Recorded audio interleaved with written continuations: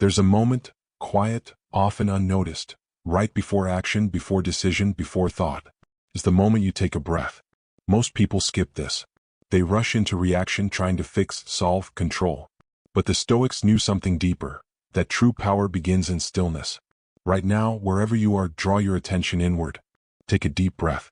Not as a routine, not as a technique, but as a return to presence. This breath is not just air. It's a signal.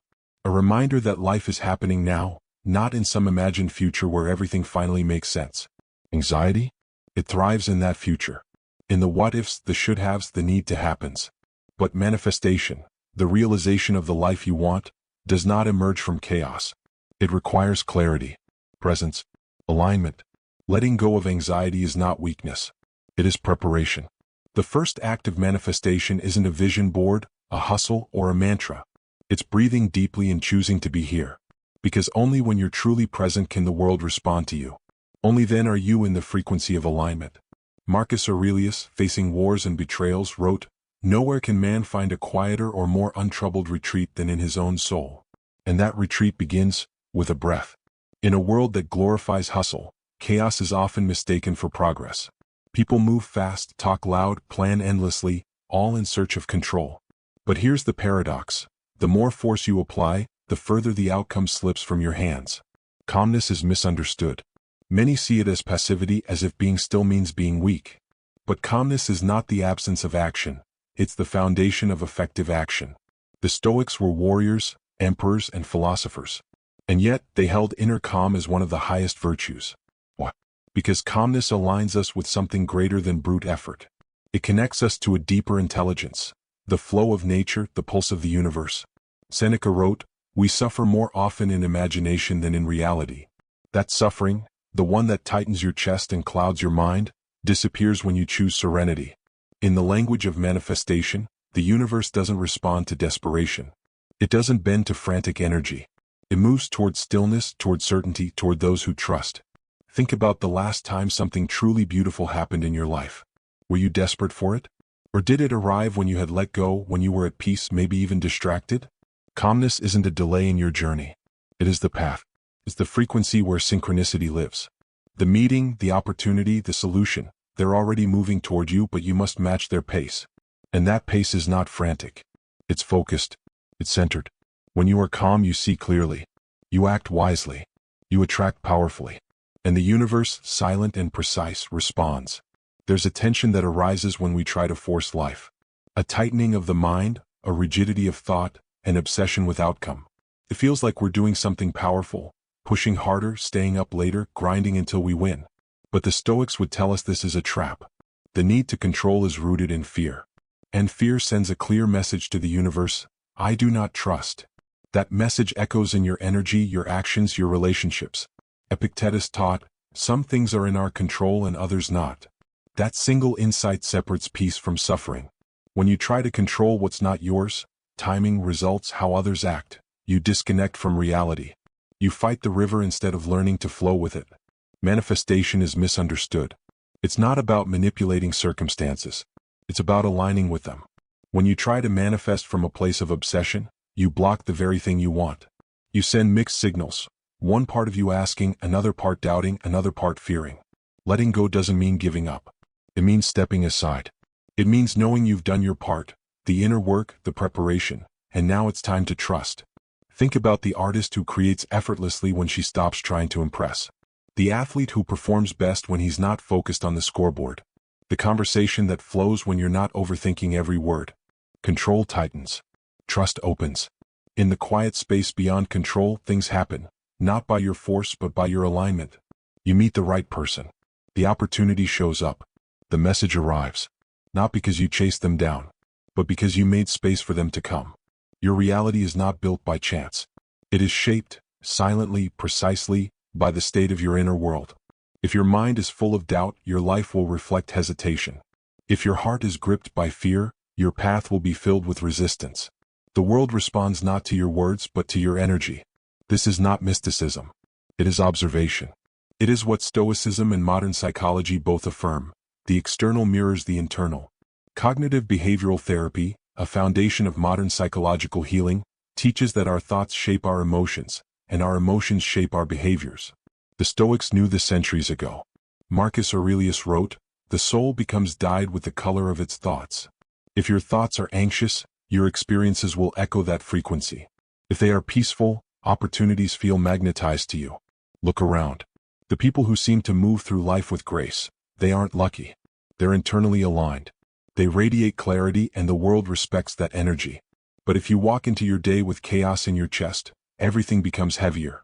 A small delay feels like a disaster. A simple challenge becomes a threat. That's not the world attacking you. That's your internal state casting a shadow over the landscape. If manifestation feels blocked, start here. Not with more effort, not with more goals, but with your state. The question is not, what do I want? But, who am I being? Are you being calm, certain, open? Or are you operating from scarcity and stress? Shift your state and the world responds. So before trying to change your life, change your frequency. Before taking action, check your energy. Because everything flows from there. The Stoics lived in times of war, exile, betrayal, and loss. But they didn't crumble. They endured with clarity and power because they understood something most people still resist today. Peace is not found in the world. It's forged within. Marcus Aurelius ruled an empire under constant threat. Yet he wrote, "You have power over your mind, not outside events. Realize this and you will find strength." That sentence alone dismantles modern anxiety. Seneca, sentenced to death by a corrupt emperor, remained calm until his final breath. Why? Because he had already trained himself to accept what was beyond his control. His peace wasn't fragile. It was unshakable. The Stoics weren't emotionless. They were emotionally disciplined. They didn't suppress their pain. They elevated their perspective. Epictetus was born a slave. Yet he taught that freedom begins the moment you stop being a prisoner to external conditions. When you stop demanding that life be different and start mastering your response to it. This isn't just theory. It's practice. It's a mindset that translates directly into manifestation. When you focus on what you can control, your thoughts, your actions, your values, you align with power. When you release what you cannot, timing, outcomes, other people, you open space for flow. The Stoics didn't call it manifestation, but they lived it. Because they understood that the right internal state creates the right external results. Modern thinkers echo this. Viktor Frankl, who survived Auschwitz, wrote, "Everything can be taken from a man but one thing, the last of the human freedoms, to choose one's attitude in any given set of circumstances. Choose calm. Choose presence. Choose trust. The rest aligns." In the modern world, effort is everything. Work harder. Push more. Sleep less. Grind until you win. But that equation is incomplete, because effort without alignment is noise. Have you ever tried to force something that just wouldn't move? A business idea, a relationship, a goal. No matter how much energy you threw at it, nothing changed. That's not failure. That's misalignment. The Stoics believed in action, but only right action. They didn't glorify effort for its own sake. They pursued what was within their control and let go of the rest. Because they understood what most people miss. Energy matters more than volume. You can do less and achieve more, if your energy is right. Manifestation isn't about running in circles. It's about walking in the right direction with clarity. The wrong action, taken from fear or urgency, only pushes what you want further away. The right action, taken from calm certainty, invites it in. Nature never hurries, and yet everything is accomplished. The river doesn't rush. The seasons don't force their timing. And yet they are flawless in their unfolding. Why should you live any differently? When your energy is calm and focused, you become magnetic. People listen more. Opportunities appear more. Solutions find you. It's not magic. It's resonance. You are finally aligned with what you've been chasing. It's not about doing nothing. It's about doing from a place of being. When your actions come from fear, they drain you. When they come from trust, they empower you. Effort alone doesn't build your future. Alignment does. In a world addicted to noise, silence becomes a weapon. Stillness becomes strategy. Most people fear these moments, the spaces between, because they confront something uncomfortable, themselves. But silence is not emptiness. It's depth. It's where truth begins to echo. The Stoics valued stillness not as a luxury but as a discipline. It was in solitude that Marcus Aurelius wrote his meditations. In quiet reflection, Seneca trained his mind for adversity. They weren't avoiding the world. They were preparing to meet it with clarity. Stillness creates space for intuition. When you stop filling every moment with activity, something strange happens. Answers appear. Ideas surface. Emotions settle. You begin to see what was clouded by motion. In manifestation, silence is the incubation chamber. When you stop chasing, you start receiving. The universe begins working behind the scenes when you're no longer interfering with anxious hands. Think of a seed planted underground. It doesn't shout. It doesn't demand. It stays still, gathers strength, and when the time is right, it rises. That's not inactivity. That's alignment with the unseen process. And yet, people panic in the silence. They assume nothing is happening. But the most powerful shifts, in nature, in life, occur quietly. Stillness doesn't mean doing nothing. It means doing what matters without distraction. It means listening, observing, trusting. In stillness, you don't lose momentum. You gain alignment. Let the silence speak. Let the stillness guide. Nature doesn't rush. It doesn't doubt. It doesn't strive to control outcomes. And yet, it never fails. Rivers don't force their flow. Trees don't stress over growing. The sun doesn't compete to shine. Everything in nature operates in harmony with itself and with the greater whole. This is not just poetic observation. It's a blueprint for how we too are meant to live. The Stoics saw nature as sacred. Marcus Aurelius often reminded himself to live according to nature. Not just in action but in mindset, to move with the rhythms of life, not against them. Nature knows when to rest, when to bloom, when to let go. You don't see a tree holding onto its leaves in winter, trying to prove its worth. It surrenders. Trust the cycle. And because of that, it's reborn stronger every spring. You too are part of nature. And yet you fight the seasons of your life. You resist the pauses. You panic in the quiet. You fear the letting go. But when you observe nature closely, you see the truth. Everything happens exactly when it's supposed to, never a moment too soon, never a breath too late. What if you lived that way? Not with laziness, but with trust, with grounded action, with faith in your timing. When you stop forcing growth and start allowing it, things align. Not by effort, but by rhythm. Model yourself after the forest. Move like the river. Trust like the sky. You are not separate from nature. You are its reflection. Look at your life. Not the big moments, but the quiet ones. The coincidences. The unexpected alignments. When did the right people show up? When did the breakthrough happen? Was it when you were anxious, trying to force results? Or was it when you had let go, relaxed, even forgotten? You meet the right person when you're calm, not when you're desperately searching. You find clarity when you're still, not when you're overthinking. Money flows when you're in a state of trust, not when you're trapped in scarcity. Think about the times you've been in flow, when you weren't trying to control every step. Things just worked. Conversations opened doors. Projects moved forward. You said the right thing at the right moment without planning it. These aren't accidents. They're confirmations. Proof that alignment is more powerful than pressure. Real manifestation happens in these moments, the ones where you're not grasping but receiving, where you're not clinging but allowing. Stoicism teaches us to prepare ourselves inwardly so we can respond well to whatever comes. Manifestation teaches us to expect the best without needing to control how it arrives. These are not opposing ideas. They are the same truth told in different languages. In everyday life, it means breathing before you react, pausing before you assume, trusting instead of clinging. Let the right things find you. Not because you sat back, but because you aligned your energy with what you say you want. And when you do, you'll realize, you don't chase what's meant for you. You attract it by being who you're meant to be.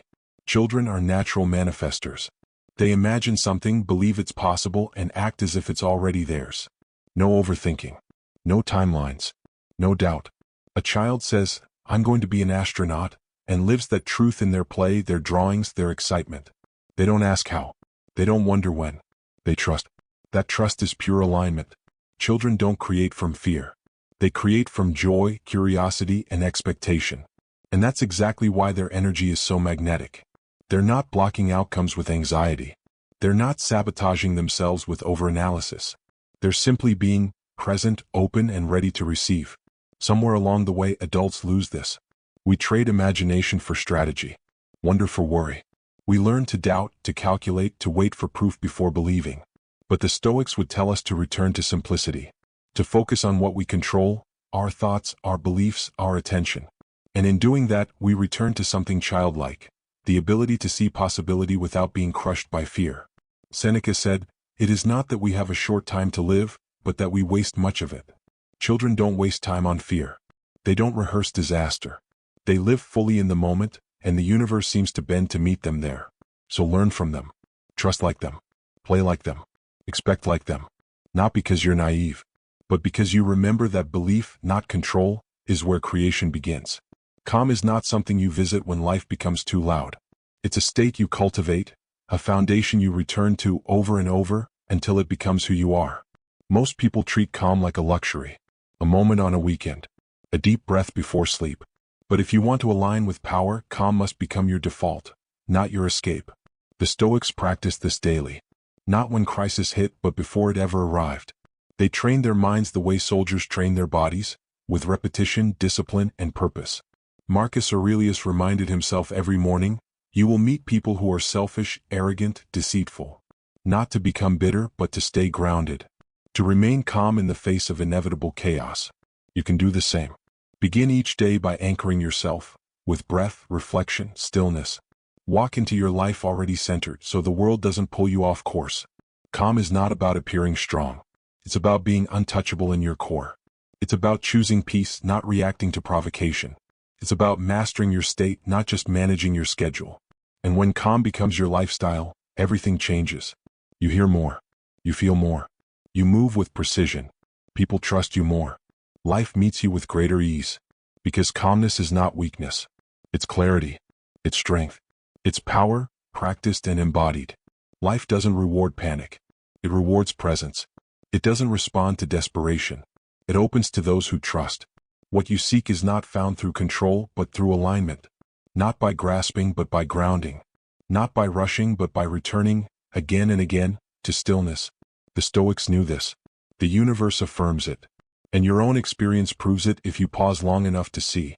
Manifestation is not about demanding from life. It's about preparing yourself to receive what's already in motion toward you. And that preparation begins with calm. Let go of the need to force things.